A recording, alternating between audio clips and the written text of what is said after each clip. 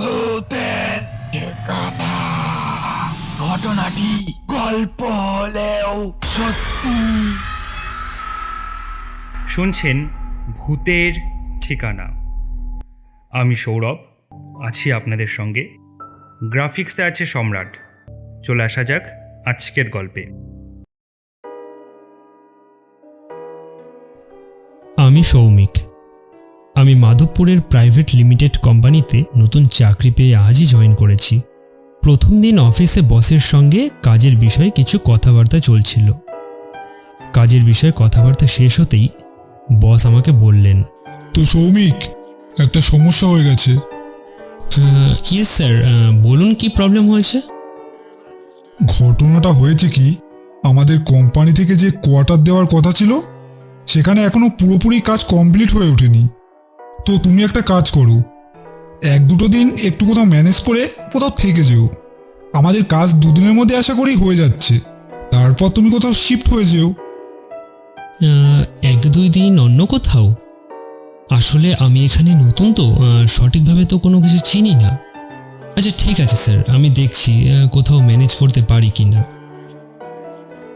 ঠিক সেই সময় একটি কেয়ারটেকার চা দিতে ঘরে ঢুকলো। আচ্ছা দাদা, আপনি কি ঘর খুঁজছেন? আমার একজন পরিচিতি আছে, আপনারা চাইলে ওনার সঙ্গে কথা বলে নিতে পারেন। আমি আপনাদেরকে নাম্বারটা দিয়ে দিচ্ছি। রীতিমতো ওই ফোন নাম্বারটা নিয়ে রাস্তায় হাঁটতে হাঁটতে একজনের সঙ্গে দেখা হয়। আমি তাকে জিজ্ঞাসা করি, দাদা, মাধবপুর ওল্ড হাউসটা ঠিক কোন দিকে জানেন?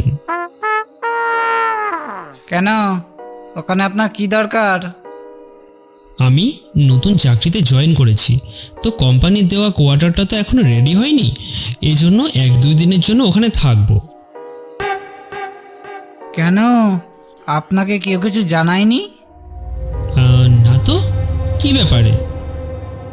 আসলে শুনেছি জায়গাটা অত একটা ভালো না, ওখানে নাকি কী সব অলৌকিক ঘটনা ঘটে। আচ্ছা ঠিক আছে, সে আমি দেখে নিচ্ছি। 2 দিনেরই তো ব্যাপার। আপনি বলুন জায়গাটা কোথায়? এই রাস্তাটা দিয়ে সোজা 2 কিলোমিটার হেঁটে গেলে সামনে একটা ব্রিজ পড়বে। ব্রিজটা পার হয়ে ডান হাতেই মাধবপুর গেস্ট হাউস। লোকটাকে ধন্যবাদ দিয়ে আমি হাঁটতে শুরু করলাম, আর মনে মনে ভাবলাম, লোকটা কি বলল ওখানে কি সব অদ্ভুত ঘটনা ঘটে। যাই হোক, অত শত ভেবে কাজ নেই, 2 দিনের তো ব্যাপার, ও ঠিক কাটিয়ে দেব। কিছু দূর যেতেই আমি দেখলাম দূরে কেউ একজন দাঁড়িয়ে আছে। ভয় পাচ্ছিলাম যে কোনো চোর হবে না তো, কাছে গেলে যদি আমাকে ছুরি মেরে সমস্ত টাকা পয়সা লুটপাট করে নেয়। কোথায় যাবেন? হ্যাঁ, এই তো এই মাধবপুর গেস্ট হাউসে।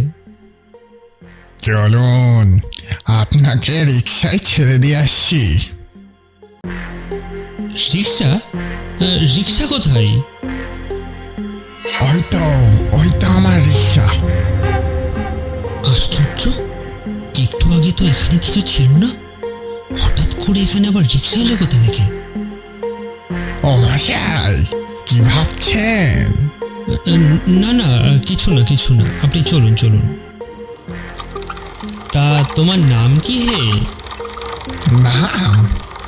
আমার নাম ভবানী প্রসাদ রায়।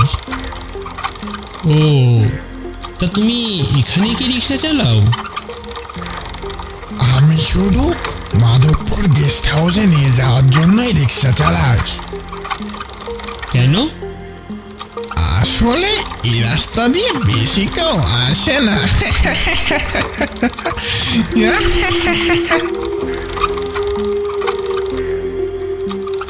মাধবপুর ব্রিজটা পার হতেই রিক্সাওয়ালা বলল,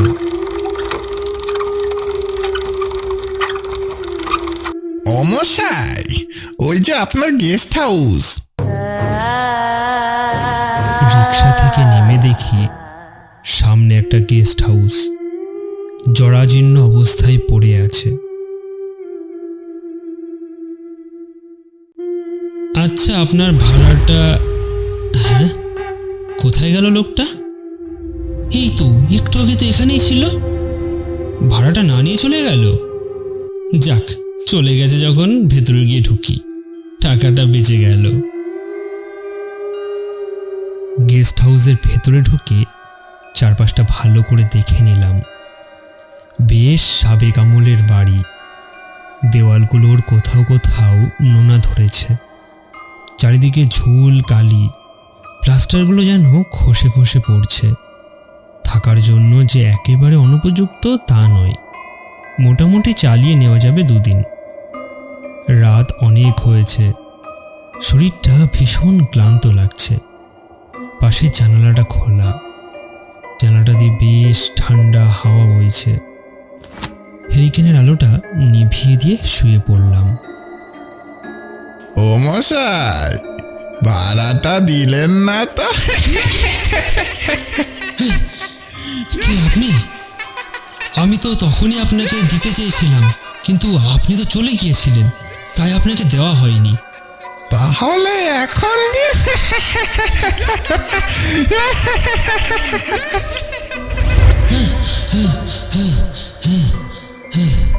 ওরে বাবা, কি বিদঘুটে স্বপ্ন রে।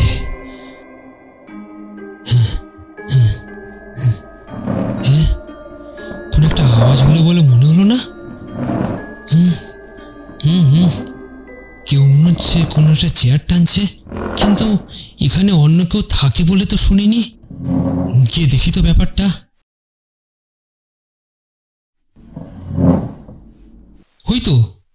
হয়তো আওয়াজটা ওই ঘর থেকে আসছে।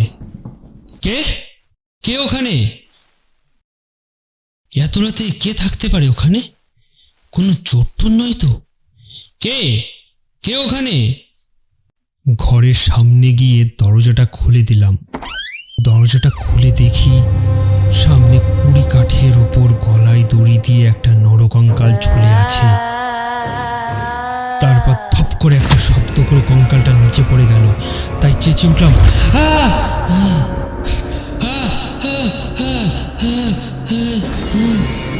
তারপর দেখলাম ওই নরকঙ্কালটা উঠে দাঁড়ালো। আস্তে আস্তে তার শরীর, রক্ত মাংস দেখা গেল। কিছুক্ষণের মধ্যে কঙ্কালটা একটা পূর্ণ মানুষে পরিণত হলো। তারপর আর চিনতে অসুবিধা হলো না। এসেই রিক্সা চালক ভবানী প্রসাদ।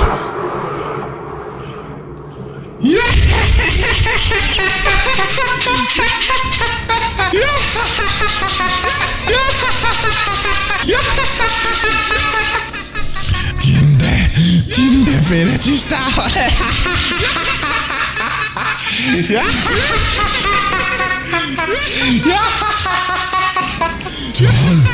চল আমার সাথে।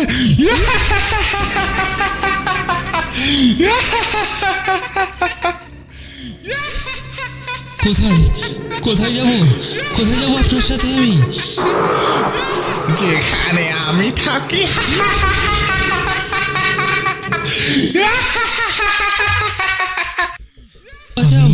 আমি সেখান থেকে ছুটে পালালাম। দৌড়াতে একেবারে অফিসের সামনে এসে পড়লাম।